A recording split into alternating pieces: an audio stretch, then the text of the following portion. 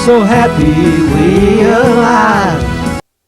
Howdy, and welcome to Louisville Late Night again. Here we're with the... Specifically, is marijuana smoking immoral? And what does it indicate? It indicated about 50% of Americans think that smoking marijuana is immoral. All right. Now, to give you an idea of where we land in the body politic, 50% of Americans think that homosexuality is immoral, and 50% of Americans think that abortion is immoral. So, going to the Supreme Court twice in the last 5 years really does speak to the fact that this is a serious, major, political, social issue of our times. We are in the middle of it. You individuals that are activists are trying to push these numbers into the majority. And so it's very, very hard to imagine, unless you can, as Ross indicated, as Marcia indicated, if you're in a geospatial area that allows for these sort of things, then you can move forward. But, you know, Ross in Salinas, Kansas might not work. And so as long as 50% of the general public believes that marijuana use is immoral, the notion or effort to legalize and tax and regulate it is a very hard sell to the average person. Many marijuana users and some reform organizations should embrace marijuana, responsible marijuana use, and respect marijuana culture for what it is in our country and our lifetimes. That is to say, a bona fide and identifiable subculture that needs to be lauded and praised, not shunned or taken advantage of.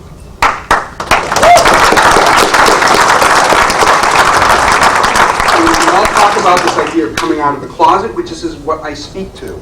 As long as some marijuana smokers and some of their advocates choose to run away from the central organizing factor that brings each and every one of us into this room on this day, namely that using marijuana is not immoral for adults and there is no shame in using marijuana products responsibly. The first slide actually speaks to one of the other great problems we have in trying to change the laws. And Marcia Rosenbaum, for 5 years, has been speaking about this at every conference she goes to. And that is the core group that supports prohibition that we cannot shake are parents, people between the ages of 28 and 50. As soon as you get into those years of having children, you stop supporting changing the laws. So we ran a poll, a doggy poll about a month ago. Dale Geringer came up with a great honed-down question. Should federal law be changed to let states legally regulate and tax marijuana the way they do liquor and gambling? I mean, that was a wonderfully succinct question. And the results was about 49% of Americans said no, and about 46% of Americans said yes. So it's almost an even split at this point. But the difficulty is the parents, the 30 to 45 years, 57.6% of them, they don't support it. So our educational efforts arguably need to be directed at the parent age group. And so what are some of the things we always want to communicate to them? Well, I'll allude to some of those in a minute. The other, by the way, the other subcategories are Republicans. And ever since Ethan and Bill Zimmerman and others started doing polling in 95 and 96, these numbers stay consistent across the country. We lose with Republicans. Republicans do not, in general, support reform. Some do, most don't. And the other, again, is simply married. Once you get married, you go into the majority against reforming the laws. And the two categories that absolutely inversely support us are gay individuals, civil unions, that's represented there, and libertarians. Surprise. Oh, thank you. And so the great difficulty is how do we speak to this? How do we deal with this? Well, we clearly have to educate the parents. And so one of the other aspects of this was released last year in this huge comprehensive report NORML did called Marijuana Indiscretion, Crimes of Indiscretion. And this is a chart created by John Getman and myself. And what this is when you're talking to parents and they say, well, I don't support changing the laws. And you say, well, why not? You should. Because every indicator as a parent that you want and you're concerned about, the government fails to deliver on. And you can break this up and comport it into a numerical formula. This is a series of coefficiencies. The first two are the surveys. And if the government was successful in driving down marijuana use, we wouldn't have an uptick in children admitting to using marijuana. The perception of marijuana, the risk of it has gone down despite the Partnership for Drug-Free America, despite the DARE program. Again, if the government was effective, this would be plus, not a minus sign. The availability also is more profound for students. And so they fail in this aspect. There's more new users. There should be less users if the government was successful. Again, these kind of get a little dicey here, but treatment, well, to the extent that people are going to treatment, and this is an asterisk if you had to on this one, more people are going to treatment. And if using the government's math, if you will, they should be going down. Emergency room departments, that also keeps going up for marijuana. That should be going down. Potency should be going down. It keeps going up. And the price has more or less stabilized and going down in every market in the United States.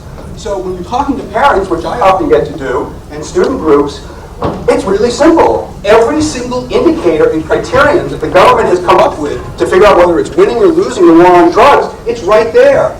We're losing. And we can demonstrate this very aptly. And the other one here that, again, I have yet to have anybody other than Calvina Faye. This one here, anybody who can say, oh, I support prohibition, I support over 1 million children selling marijuana. This is what prohibition has created. 1 out of 4 people that sell marijuana are under the age of 18. What an inverse effect. You cannot argue. I mean, I really have a hard time imagining anybody saying that this is a policy they want to see for the next 10, 20, or 30 years. So the data is there. It's clear. So, not being flip here, but there are 3, and to some degree they're already out there. They need to be better organized. There needs to be parents for pot. There needs to be Republicans for reefer. And there needs to be Christians for cannabis.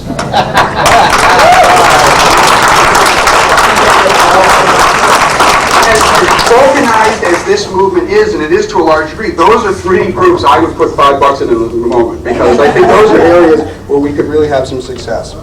Now again, stakeholders, they have to get energized. It must be localized to be successful and enduring. Carpetbaggers, or those who can't effectively shed the pejorative label, need not apply, as their efforts will likely fail, as citizens generally do not like folks coming from out of state and telling locals how to live their lives. Nobody wants to be used as a political guinea pig. I've never met anybody who says, oh, I like when people come out of state and tell us what to do. That's an anathema in American politics.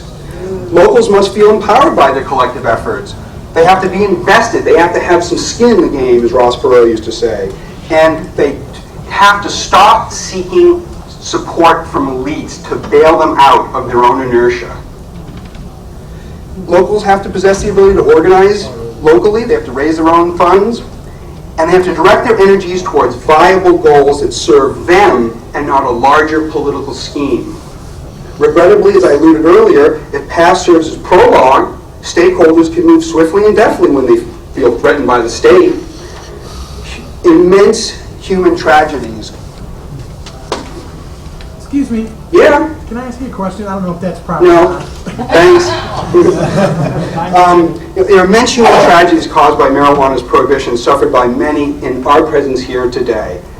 Generally speaking, the high price and spotty customer service provide most of the lament for most of us here today.